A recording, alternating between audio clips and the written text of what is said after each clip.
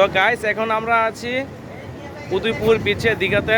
তো উদয়পুর বিচে আছি এখানে আমরা। তো এখানে দেখছো অনেক লোকজন জমে গেছে, প্রচুর লোকজন, প্রচুর হই হুল্লো।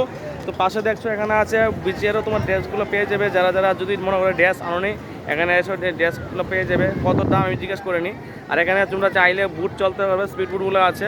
আর দেখো এখানে এই জায়গাটা হচ্ছে উদয়পুর বিচ, কিন্তু এই জায়গাটা হচ্ছে আমাদের এই জন্য তারা বলছে এটাকে মিনি গোয়া। এখানে আসলে তোমরা গোয়ার ফিলটা এখানে নিতে পারবে। এখানে ডাবের জল টল বা কচি ডাবগুলো সবগুলোই আছে।